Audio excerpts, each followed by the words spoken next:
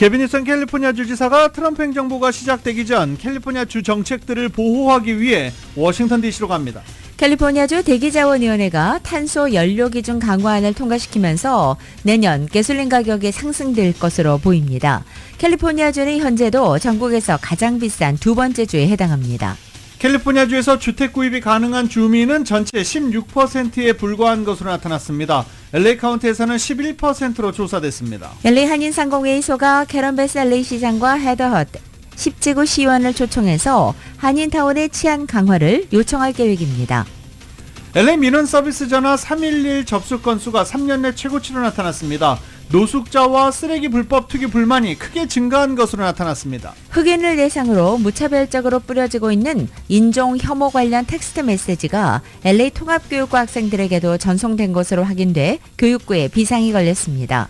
벤츄라 카운티에서 발생한 마운틴 산불은 2630에이크를 태우고 192채 주택과 건물을 태웠습니다. 진화율 42%입니다. 연방하원 선거에 출마한 미셸 박스텔 의원과 데이브 민 의원이 현재 상대 후보의 1%포인트 차로 아슬아슬한 1위 자리를 유지하고 있습니다. 트럼프 대통령 당선인이 마르코 루비오 상원의원은 국무장관에, 백악관 국가안보보좌관에는 마이크 왈츠 하원의원을 내정했습니다. 트럼프 당선인은 또 국토안보부 장관에는 크리스티 놈 사우스다코타 주지사를 내정했습니다. 불법 이민자 추방에 핵심 역할을 할 것으로 예상됩니다. 미국에 급파된 네타냐후 이스라엘 총리 특사가 바이든 행정부가 아닌 트럼프 당선자와 먼저 만나 전쟁 종결 방안 등 최대 현안을 논의했습니다. 트럼프 대통령 지원 유세를 위해서 1억 3천만 달러를 지원한 일론 머스크 테슬라 CEO가 대선이 끝난 후 개인 자산 증가분만 700억 달러가 넘었습니다. 트럼프 전 대통령이 재집권에 성공하면서 트럼프 수혜주들이 거침없는 랠리를 이어가고 있습니다.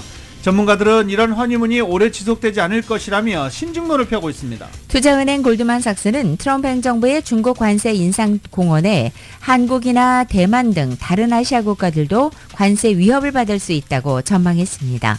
LA 다저스 오타니와 뉴욕 양키스의 에런 저지가 예상대로 각 리그 MVP 최종 후보로 선정됐습니다. MVP는 21일 발표됩니다. LA 램스가 먼데이 나이트 풋볼에서 약체팀인 마이애미에게 15대 23으로 패하면서 3연승 행진을 마감했습니다. 오늘 뉴욕 증시는 상승 출발하고 있습니다. 상승 출발했던 뉴욕 증시 지금 혼조세 그리고 또 일부 종목은 하락 보이고 있습니다. 원달러 환율은 2년 만에 종가 기준 1,400원을 넘어서 1,403.5원으로 마감했습니다. 남가주 오늘도 맑은 날씨에 LA 한인타운 낮 최고 기온 71도로 예상됩니다. 이 시간 주요 뉴스는 하늘 위 호텔 세계 최대 항공기 아시아나항공 A380에서 차별화된 서비스를 만나보세요. 고국까지 편안하고 안전하게 모시는 아시아나항공 제공입니다.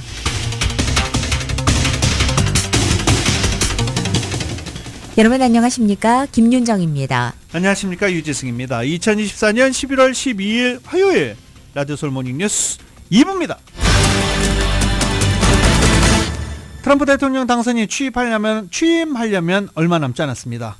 트럼프 당선인의 공약, 캘리포니아 주정부의 정책 맞닥뜨리는 게 하나도 없죠. 네, 전부 다 대결 구도입니다. 그래서 개빈 뉴섬 캘리포니아 주지사가 급히 워싱턴 DC로 갑니다.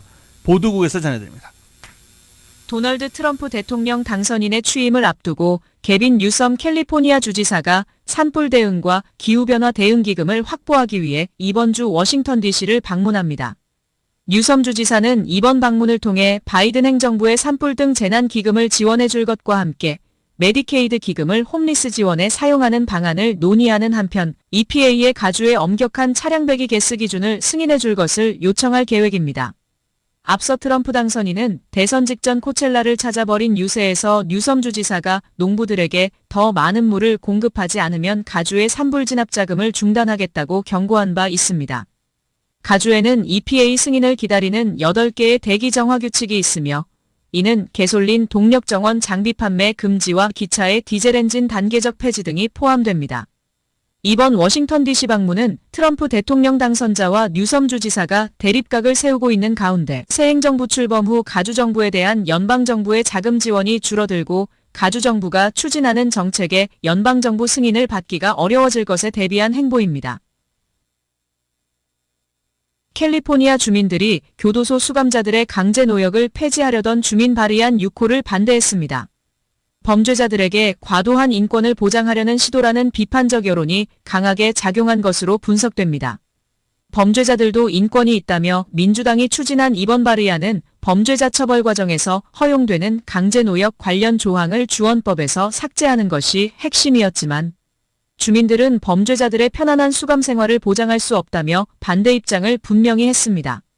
지역 여론조사 전문가 제임스 브라운은 민주당이 주장하는 것처럼 홍보 부족이 페인이 아니라며 범죄자들에게까지 과도한 인권을 보장하려는 진보적 정책에 대한 주민들의 근본적인 거부감이 이번 투표 결과에 반영됐다고 분석했습니다.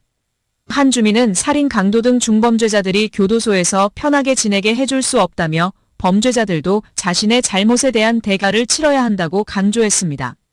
발의안을 제안한 민주당 로리 윌슨 하원 의원은 캠페인 자금 부족으로 메시지를 제대로 전달하지 못했다고 해명했으나 이는 주민들의 실제 반대 정서를 제대로 읽지 못한 것이라는 지적이 나왔습니다. 캘리포니아 교정시설 관계자는 수감자 노동은 교화의 중요한 수단이라며 합리적 수준의 노동은 수감자들의 재활에도 도움이 된다고 설명했습니다. 이번 발의안은 캘리포니아 흑인 의원단이 추진한 배상 패키지의 일부였으나 진보적 성향이 강한 캘리포니아에서조차 범죄자 처우 개선에 대한 주민들의 반감이 여전히 크다는 것을 보여준 사례로 평가받고 있습니다. 라디오 서울 보도국 뉴스룸입니다. LA 한인상공회의소가 오는 20일 LA 한인타운에 캐런 베스 LA 시장과 헤더 헛 10지구 LA 시원을 초청해서 한인타운의 치안 강화를 요청할 계획입니다. 이은 기자가 전해드립니다. LA 한인상공회의소가 캐런 베스 LA 시장과 이번에 10지구 시의원직에 당선된 헤더 의원을 20일 타운 내 아로마센터 더원 이벤트홀로 초청해 라운드 테이블 행사를 개최하고 타운 치안 강화를 촉구하는 한인 상공인들의 의견을 전달할 계획입니다. 정동환 LA 한인상공회의소 회장은 이번 행사를 개최하는 배경은 팬데믹을 지내면서 한인타운의 치안 공백이 심각해 이를 해결하고자 하는 노력의 일환이라고 설명했습니다.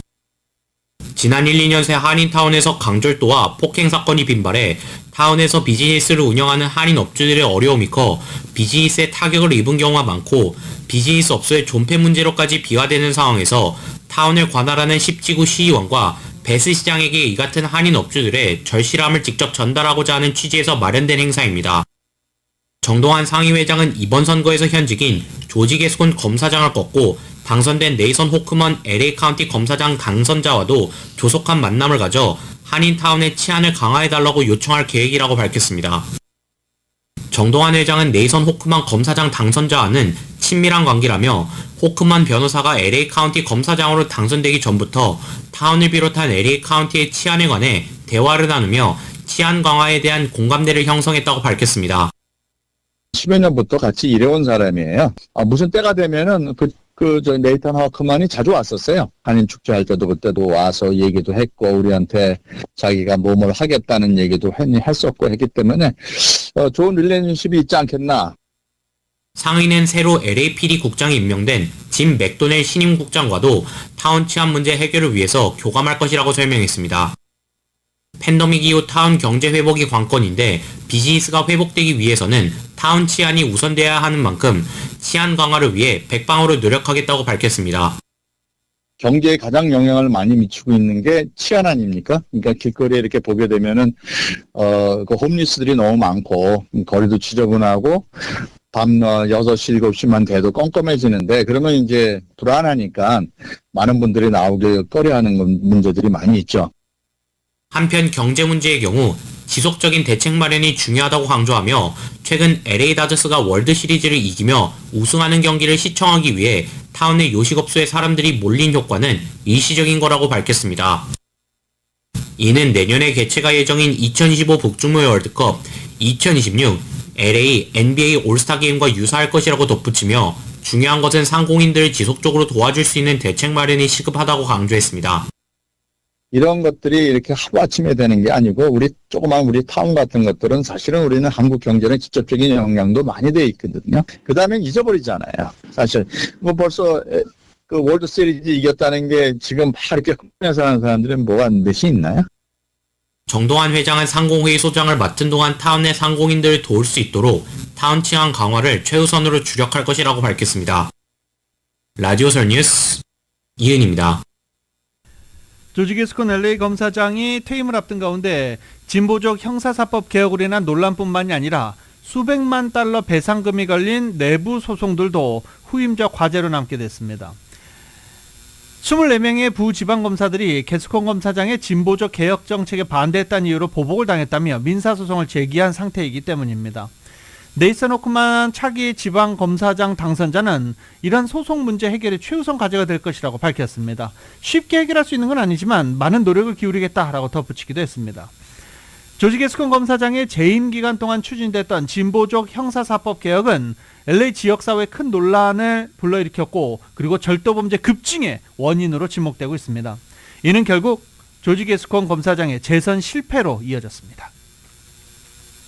LA 민원 서비스 전화인 My LA 311 접수 건수가 증가해서 3여 년간 최고치를 기록했습니다. 대형 쓰레기 수거 요청이 가장 많았던 가운데 노숙자 또 쓰레기 불법 투기에 대한 불만이 많이 증가한 것으로 나타났습니다. 각 지역별로 LA 한인타운 역시 민원이 많이 접수된 주요 지역으로 꼽히기도 했습니다. 통계 전문 사이트 크로스타운에 따르면 3분기인 7월 1일부터 9월 30일까지 마이 LA 311에 모두 38만 6천여 건이 접수됐습니다. 이것은 이전 분기보다 3만 3천여 건이 더 많았고 2021년 이후 가장 많은 접수량이었습니다. 지난 3분기 통계를 보면 지역별로 웨스트레이크에서 총 12,239건이 접수돼서 가장 많았습니다.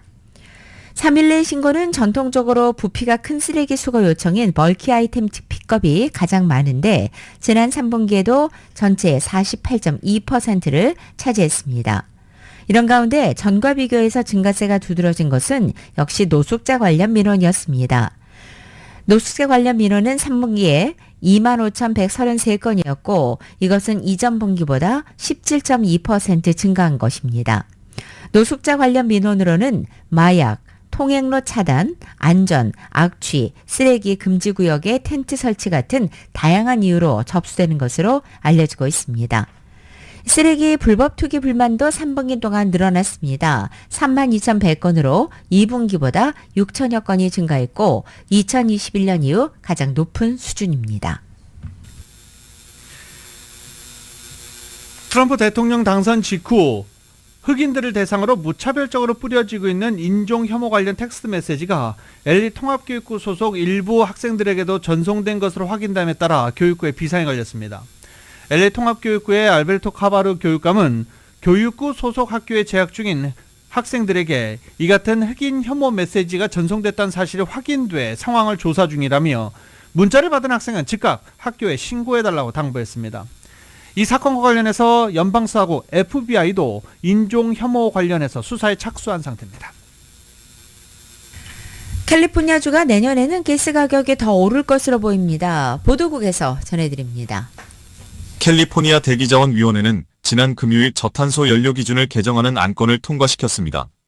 오염 물질과 화석 연료 의존도를 줄이기 위해 연료 기준을 강화하기로 결정한 것입니다. 주 대기자원위원회가 승인한 새로운 기준은 연료로 인한 배출량을 2030년까지 30%, 2045년까지 90% 감축하는 새로운 목표를 설정했습니다. 대기자원위원회의 이번 결정은 캘리포니아주가 2045년까지 탄소 중립을 달성하기 위한 장기 계획의 일환입니다. 환경당국은 이 계획이 더 깨끗한 환경을 위한 조치라고 지지하고 있지만 반대자들은 이번 조처로 가중의 가스감 인상을 야기해 저소득층 운전자들이 타격을 받을 것이라고 비난하고 있습니다. 앞서 캘리포니아주 출신의 공화당 연방의회의원들은 해당 개정안이 통과되면 가스값 인상이 불보듯 뻔하다며 표결을 미뤄줄 것을 촉구한 바 있습니다. 가주는 현재 전국에서 가장 높은 가스 가격을 보이고 있는데 이번 대기자원위원회 결정으로 내년에 가스 가격은 더 오를 전망입니다. 가주 대기자원위원회는 이번 결정으로 2025년까지 갤런당 약 47센트가 추가될 수 있다고 인정했습니다. 하지만 펜실베이니아 대학의 연구에 따르면 내년에 가스 가격이 갤런당 65센트, 2030년에는 85센트, 2035년에는 거의 1달러 50센트까지 오를 수 있다고 경고했습니다. 라디오 서울 보도국 뉴스룸입니다. 내년 1월부터는 캘리포니아 전역에서 교차로 건널목에서 20피트 이내에 차량을 주차하는 운전자들은 벌금을 내 각오를 하셔야 됩니다. 또 빠르면 내년 초부터 LA 일원에서는 MTA 버스에 장착된 AI 기반 감시 카메라에 적발된 불법 주정차 차량도 벌금이 부과되게 됩니다. 올해 초 보행자들의 안전을 위해 제정된 데일라이트법 AB 413에 따라서 주차 금지를 뜻하는 빨간 페인트가 칠해지지 않는 곳이라 할지라도 건널목에서 차 한 대 길이인 20피트 이내 차량 주차가 금지되고 있습니다. 지난 1일부터 위반 차량 운전자들에게는 경고장이 발부되기 시작했고 내년 1월부터는 위반할 때 40달러의 벌금 고지서가 발송됩니다. 주교통당국은 새로운 단속 법안 시행에 따라서 보행자들과 운전자들의 시야가 가려 발생하는 교통사고가 크게 감소할 것으로 기대하고 있습니다. 이 같은 규정은 미국의 40개 이상 주에서 이미 시행되고 있습니다. 또 이와는 별개로 메트로버스 안에 시범적으로 설치되는 AI 기반 감시 카메라가 적발해서 LA 시내 버스 전용 차선 불법 주정차 차량 벌금도 계도 기간을 거쳐 내년 초부터는 본격 가동될 예정입니다.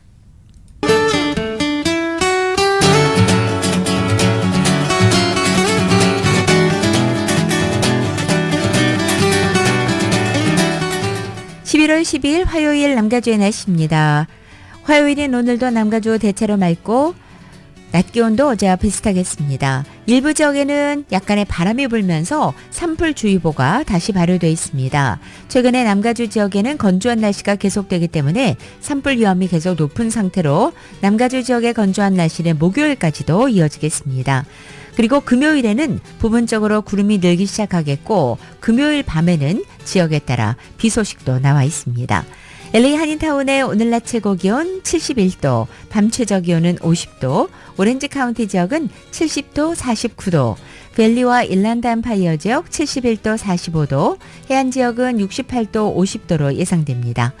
한국은 오늘 전국에 구름이 많아지겠고 서울의 오늘 아침 최저 기온이 48도, 낮 최고 기온은 68도로 예상됩니다. 트럼프 당선인이 차기 행정부 국토안보부 장관으로 크리스티 놈 사우스다코타 주지사를 낙점했습니다. 소식통들은 놈 주지사가 남부 국경에서 강력한 단속과 함께 역사상 최대 규모의 불체자 추방 작전 등 트럼프 당선인 이민 공약 수행에 핵심 역할을 할 것이라고 전했습니다. 놈 주지사는 트럼프 당선인 대선 후보 시절 부통령 후보로도 거론됐지만 자신의 책에서 자신의 개와 염소를 쏴 죽였다 이런 고백을 해서 부통령 후보군에서 떨어진 바 있습니다. 제외된 바 있습니다. 잔인하다는 비판이 한동안 있었었죠. 그리고 코로나 팬데믹 당시 마스크 착용 의무화를 거부하면서 유명세에 올랐던 사우스다코타 최초의 여성 주지사 놈입니다. 연방 하원 의원으로 재임할 때 북한의 독재자 김정은을 만났을 때를 기억한다라고 이렇게 허언을 해서 또 논란이 되기도 했었습니다. 놈 주지사는 2022년 주지사 재선에 도전해 대승을 거두고 두 번째 임기를 수행 중입니다. 놈 주지사가 이번 사이버 안보와 국내 테러리즘 위협 수사, 자연재해와 국경 통제 등을 담당하는 국토안보부 수장에 낙점되면서 트럼프 2기 행정부에서는 반이민 선봉장들이 진용을 갖추게 됐다라는 평가입니다. 트럼프 1기 행정부에서 이민 세관 단속국 국장 직무대행을 맡았던 톰 호먼을 국경 차르로 내정했고 수일 내 부비서실장으로 반이민 강경파로 뽑히는 스티븐 밀러 전 백악관 선임 보좌관 겸 연설 담당관도 임명할 것입니다. 여기에 국토안보부 장관의 사우스다코타 주지사인 크리스티 놈 주지사를 내정한 것입니다. 트럼프 대통령 당선인의 트럼프 2기를 이끌 진영이 속속 갖춰지고 있습니다. 특히 트럼프 당선인이 충성파로 주요 보직을 채우면서 취임 직후부터 불법 이민자 추방 등 공약 이행에 본격 드라이브를 걸겠다는 의지를 적극적으로 부각하는 모습입니다. 트럼프 당선인은 마르코 루비오 연방상원의원을 국무장관으로 내정한 것으로 알려졌습니다. 또 미국 육군 특전부대인 일명 그린베레 출신인 마이크 왈츠 연방하원의원을 국가안보보좌관으로 발탁한 것으로 전해지고 있습니다. 두 사람은 모두 트럼프 당선인의 반중 기조와 궤를 같이 하는 인물로 평가됩니다. 먼저 루비오 의원은 상원 외교위원회에서 활동하면서 각종 대중국 제재 움직임에 적극적으로 참여해왔고 왈츠 의원도 역시 하원 중국 특별위원회에 몸담으면서 중국 견제 필요성에 목소리를 내왔습니다. 따라서 트럼프 당선인이 자신의 집권 2기에는 러시아, 중동 문제를 조기에 매듭 짓고 중국의 부상을 억제하는 데 역점을 두겠다는 의중을 드러낸 것이라는 평가가 나옵니다. 블룸버그 통신은 트럼프 당선인이 중국을 가혹하게 비판한 이력이 있는 두 사람을 선택했다며 이것은 앞으로 몇 년간 세계 초강대국인 미국과 중국이 갈등을 빚을 가능성이 있다는 신호라고 짚었습니다. 루비오 의원과 왈츠 의원은 북한에 대해서도 역시 강경 입장을 견지해왔습니다. 지한파인 루비오 의원은 북한의 핵미사일 개발에 철저한 경계심을 드러냈고 왈츠 의원은 최근 북한과 러시아의 군사 밀착에 대응해서 대북 대러 제재 수위를 높여야 한다고도 주장한 바 있습니다. 이 트럼프 당선인의 이 같은 인선, 재임 당시 2017년부터 2021 트럼프 1기 당시의 실패에 대한 반성으로 나온 보완책으로 관측됩니다. 실제 트럼프 당선인은 과거 대통령 재임 당시 각종 외교 안보 정책을 두고 강요 보좌관들과 잦은 충돌을 빚었습니다. 1기 행정부 첫 국방장관이었던 제임스 매티스 장군은 시리아 철군 등의 문제로 트럼프 당시 대통령과 대립하다 결국 사임했습니다. 그 뒤 국방장관에 오른 마크 에스퍼도 충성도 때문에 예스퍼라고 별명까지 있었지만 인종차별 반대 시위 진압에 군대를 동원하겠다는 트럼프 구상을 말리다가 경질됐습니다. 보수 성향의 팍스뉴스 해설자로 활동하다 트럼프의 국가안보 보좌관으로 백악관에 합류했던 존 볼턴 국가안보 보좌관 역시 북미 정상회담 등 핵심 현안을 놓고 트럼프와 갈등을 빚다가 해임을 통보받았습니다. 볼턴 전 국장관은 해임을 전 트위터로 해임을 통보받았습니다. 한미 자유무역협정 폐기를 통보하려는 트럼프를 막기 위해 게리 콘 당시 백악관 국가경제위원회 위원장이 관련 서한을 몰래 훔쳤다는 일화도 알려진 바 있습니다. 대선에서 패배한 트럼프가 2020년 퇴임 전 아프가니스탄, 이라크, 시리아, 독일 등의 미군 철수를 위한 명령에 서명했다가 적절한 절차를 거치지 않았다는 로버트 오브라이언 당시 국가안보 보좌관 지적을 받고 취소한 적도 있습니다. 애초 트럼프 당선인의 정책 기조에 반대한다는 이들은 공화당 내 영향력이 커도 집권 2기 위험 요인으로 평가돼 아예 강요 후보에 오르지도 못했습니다. 트럼프 당선인은 1기 행정부 때 발탁한 마이크 폼페이오 전 국무장관과 니키 헤일리 전 유엔 대사를 다시 기용할 뜻이 없다는 점도 분명히 했습니다.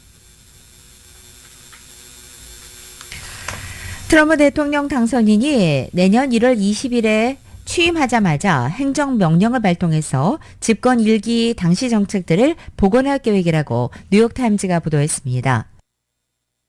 이번 발언은 수지 와일스가 백악관 비서실장으로 내정된 후 트럼프 집권 2기의 계획을 언급한 사실상 첫 발언이어서 주목되고 있습니다. 뉴욕타임즈는 와일스 백악관 비서실장 내정자가 공화당 정치자금 기부자들이 네바다주 라스베가스에서 연 비공개 회합에 참석해 이 같은 계획을 밝혔다고 전한 것입니다. 회합이 열린 방에 있었던 사람들 가운데 2명이 이 같은 사실을 확인해줬다고 뉴욕타임즈는 설명했습니다. 다만 와일스는 트럼프가 집권 2기 첫날에 복원하려고 계획하고 있는 행정명령들의 건수나 내용은 밝히지 않았습니다. 조 바이든 현 대통령이 추수한 트럼프 집권 1기 행정명령들 가운데는 미국의 세계보건기구 WHO 탈퇴와 무슬림 비중이 압도적인 국가들로부터의 입국 금지, 또 파리 기후협정 탈퇴 등이 있습니다. 최근 수십 년간 미국 정치 양극화 탓에 대통령이 추진하는 입법과제를 두고 행정부와 의회가 대립을 하거나 또 의회 내 합의가 불가능해지는 경우가 많아졌고 이에 따라 대통령이 행정명령을 내려서 교착 상태를 돌파하는 경우가 잦아졌습니다. 유권자들에게는 대통령이 무언가를 하고 있다는 모습을 보여줄 수 있고 또 정부 관료기구를 재촉해서 정책 목표를 빠르게 달성할 수 있기 때문입니다. 다만 이 행정명령은 정식 입법이 아니기 때문에 거의 항상 위법이나 편법 논란이 따르고 있습니다. 또 후임 대통령에 의해서 언제든지 취소될 수 있고 사법부에 의해서 쉽게 중단되거나 무효화될 수도 있습니다. 트럼프 당선인이 2기 행정부 환경정책을 이끌어갈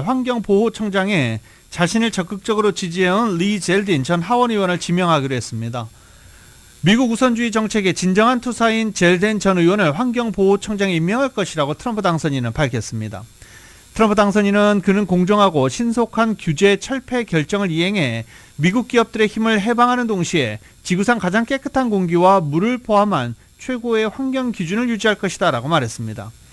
뉴욕주 출신인 젤딘 전 의원은 뉴욕주 하원 의원을 지내면서 트럼프와 든든한 우군으로 활동해 왔었습니다. 베테랑스데이였던 어제 트럼프 대통령 당선인이 자신의 SNS에 거수경례 사진을 올리고 재향군인에 대한 존경을 표했습니다. 트럼프 당선인은 어제 오전 트루소셜에 행복한 재향군인의 날 되세요라는 글과 함께 성조기를 배경으로 한 이런 사진을 올렸습니다. 다만 트럼프 당선인은 메시지를 별도로 올리지는 않았습니다. 앞서 트럼프 당선인은 재임 때인 2018년 프랑스 방문 중 1차 세계대전에서 숨진 미군 해병대원이 묻힌 전몰 용사 묘집 참배를 취소하면서 참전 용사에 대해 루저, 호구라고 불렀다는 보도가 2020년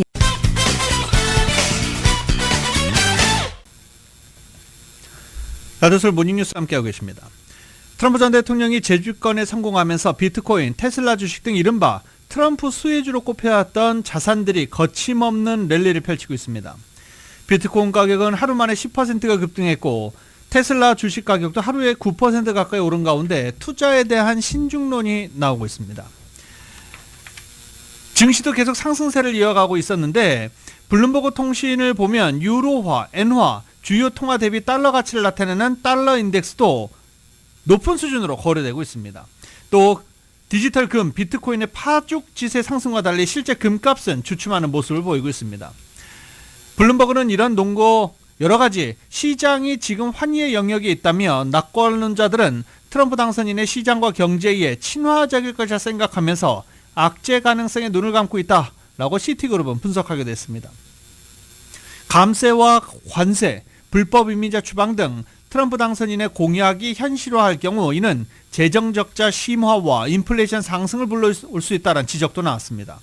블룸버그는 이런 논거를 바탕으로 트럼프 당선인과 시장의 허니문은 그리 오래 지속되지 않을 것이라고 신중론을 피면서 국채 금리와 달러 가치 상승에는 인플레이션 우려가 있다라고 평가했습니다. 투자의 달인, 오마하의 현인으로 불리우는 워런 버핏이 주식을 내다 팔고 현금을 쟁여놓고 있습니다. 월스트리트저널은 버핏이 운영하는 투자기업 버크셔 해서웨이가 많은 현금을 쌓아두고 있다면서 그 이유에 대해 많은 투자자가 궁금해하고 있다고 보도했습니다. 버크셔의 3분기 재무보고서에 따르면 회사의 현금 보유액은 약 3,252억 달러로 사상 최대치입니다. 정확히 말하면 이것은 현금이 아니고 주로 미국 국채로 보유하고 있습니다. 버크셔가 보유한 대규모 주식 중에 애플과 뱅크 오브 아메리카의 지분을 추가로 매각하면서 현금 보유액이 더 늘어난 것으로 알려지고 있습니다. 특히 그동안 현금 보유액의 일부를 매분기 자사주 매입에 사용해왔지만 최근에는 버크셔 주가도 비싸다면서 이마저도 사지 않고 있다는 것입니다. 세계에서 가장 많은 팔로워를 보유하며 존경을 받고 있는 투자자가 투자를 꺼리고 있으니 일반 투자자들은 걱정하지 않을 수 없는 처지라는 것입니다. 우리가 모르는 무언가를 버핏이 알고 있기 때문에 이렇게 주식 매도에 나선 것 아니냐고 생각할 수밖에 없다는 것입니다. 버핏은 평소 주식을 얼마나 보유하는 것이 가장 좋느냐라는 질문에 영원히라고 답할 정도로 장기 투자를 좋아하는 인물로 알려져 있습니다. 하지만 버핏은 주가가 비싸다고 판단할 때는 매우 신중한 모습을 보였습니다. 늘 낙관적이고 인내심이 강해 보이는 버핏은 지난 1969년 시장에 거품이 많이 꼈다면서 매우 성공적인 파트너십을 종료하고 상당한 현금을 축적해서 각 기회에 따라 자금을 운용한 바 있습니다. 버핏의 최근 주식 매도 역시 현재 주가가 너무 높다고 평가한 때문으로 해석됩니다. 트럼프 전 대통령의 재집권으로 중국산 수입품에 대한 관세 폭탄 우려가 번지는 가운데 중국에서 트럼프 관련 중국산 각종 굿즈 수출 판매가 급증한 것으로 나타났습니다. 홍콩의 사우스차이나 모닝포스트에 따르면 모자, 의류, 인형, 깃발, 양말 등 1,000개가 넘는 트럼프 굿즈가 전자상거래 플랫폼 아마존에서 판매 중입니다. 이 중 베스트셀러는 트럼프 당선인의 선거운동 구호, 미국을 다시 위대하게가 새겨진 붉은색 모자입니다. 지난달까지 무려 10,000개가 팔렸는데 모두 메이드 인 차이나입니다. 이번 11월 대선에서 트럼프 전 대통령이 승리한 이후 테슬라 주가가 39%나 급등하면서 일론 머스크 테슬라 CEO의 이 감각과 전략이 다시 주목받고 있습니다. 머스크는 트럼프 지원 유세를 위해서 1억 3천만 달러를 사용했지만 이 트럼프 승리 이후 개인 자산 중에 증가분만 700억 달러에 이르고 있기 때문입니다. 머스크 자산은 대선 이후 며칠 만에 700억 달러가 증가하면서 3,200억 달러를 기록해 세계 2위 부자인 레리 앨리슨 오라클 창업자를 약 900억 달러 차로 따돌리며 앞서 나갔습니다. 머스크의 재산 대부분은 테슬라 지분으로 테슬라 주가는 대선 이후 4거래일간 39%가 급등해 시가총액이 1조 달러를 훨씬 넘어섰습니다. 대선 기간 가상화폐 대통령이 되겠다고 선언한 트럼프 대통령 당선인이 증권거래위원회 위원장 등 경제수장에 가상화폐 친화적인 인물을 대거 발탁할 전망이라고 워싱턴 포스트가 보도했습니다. 워싱턴 포스트에 따르면 트럼프 당선인은 연방정부가 가상화폐에 보다 관대한 입장을 취할 수 있도록 준비하고 있으며 가상화폐의 우호적인 인물을 주요 경제부처 후보자로 검토하고 있다는 것입니다. 우선 트럼프 당선인이 취임 첫날 해임하겠다고 공언한 게리 캔슬러 거래위원장 후임에 관심이 쏠리고 있습니다. 증권거래위원장인 게리 캔슬러 위원장 후보 등으로 데니엘 갤러거 전 위원이 유력하게 거론되고 있습니다. 그는 암호화폐 거래 플랫폼을 제공하는 테크 기업 로빈훗에서 일하고 있으며 가상화폐에 대해 과도한 규제를 비판해왔던 인물입니다.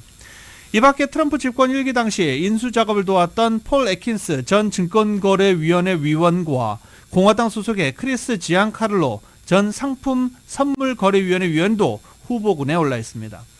트럼프 당선인은 가상화폐에 대해 보다 관대한 규제 환경을 조성해 미국을 지구상의 암호화폐 수도로 바꾸겠다는 선거 공약을 이행하는 것을 목표로 삼고 있습니다. 초기 논의는 증권거래위원회를 비롯한 금융규제 기관들을 중심으로 이루어질 전망입니다. 트럼프 진영은 현직 규제 당국자, 전직 연방 공무원, 금융업계 임원들을 중요한 경제수장 후보자군으로 검토하고 있으며 이들 중 상당수는 공개적으로 가상화폐에 찬성한다는 입장을 보인 인물들입니다. 트럼프 대통령 당선인의 장남인 트럼프 주니어가 트럼프 2기 행정부에 합류하지 않고 벤처 캐피탈 회사에 들어간다고 뉴욕타임즈가 보도했습니다. 뉴욕타임즈는 트럼프 주니어가 기부자 수백 명이 모인 지난 10일 행사에서 부친의 행정부에 들어가느냐라는 질문을 받자 벤처 캐피탈 회사 1789 캐피털의 파트너로 합류한다고 답변했다고 전한 것입니다.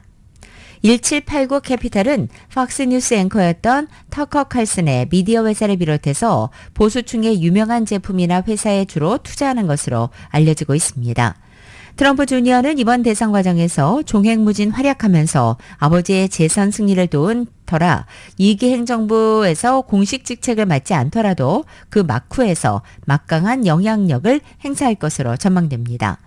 2기 행정부 인선에도 깊이 관여하고 있는 것으로 전해집니다.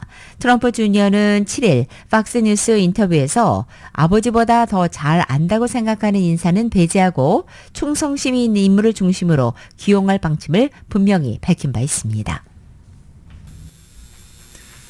아마존이 배송기사용 스마트 글래스를 개발 중입니다. 아멜리아라는 코드명의 이 프로젝트는 배송기사들에게 실시간으로 길을 안내해 배송시간을 단축하는 것을 목표로 하며 아마존이 마지막 100야드 구간에서 배송 효율성을 높이기 위한 노력 중 하나다라고 소식통은 전했습니다. 기존의 스마트 글래스인 에코프레임을 기반으로 하지만 오디오 기능만 제공하는 기존의 모델과 달리 디스플레이가 내장돼 있어서 배송기사들에게 엘리베이터에서 내린 뒤 더 정확한 길 안내를 제공할 것으로 예상되고 있습니다.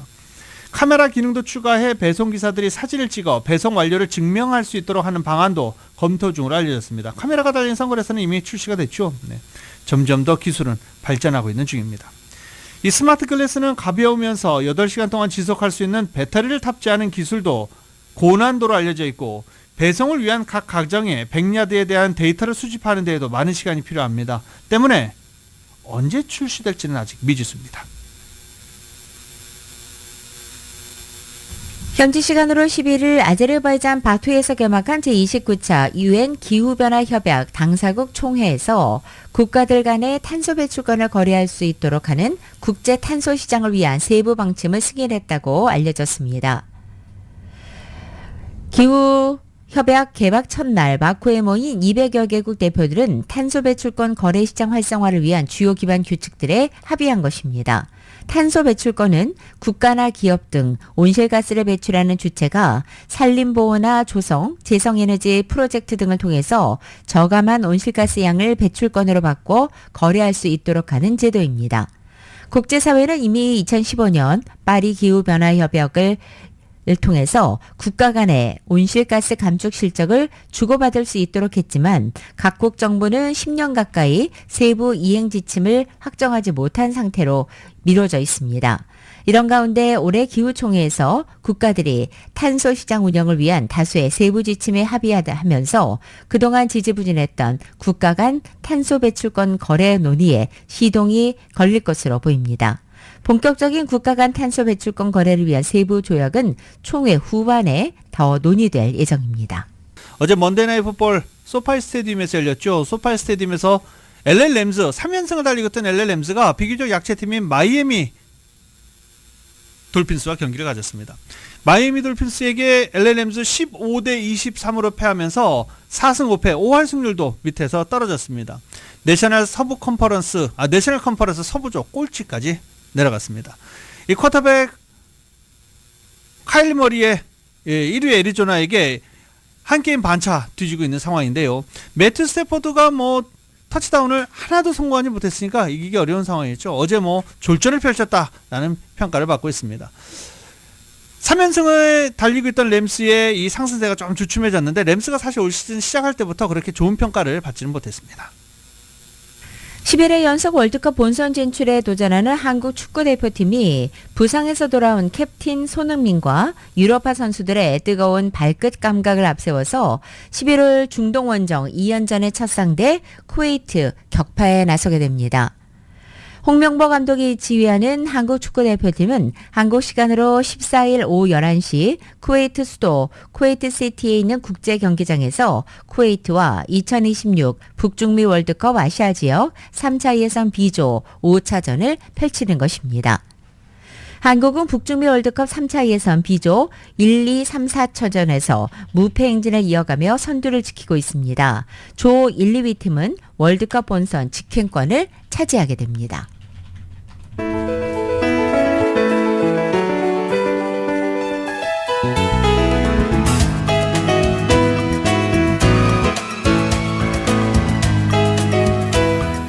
(2024년 11월 12일) 화요일에 전해드린 라디오솔 모닝뉴스 마치겠습니다. 지금까지 진행의 유지승, 김유정이었습니다. 잠시 후 9시에는 강희신의 오늘의 미국이 방송됩니다.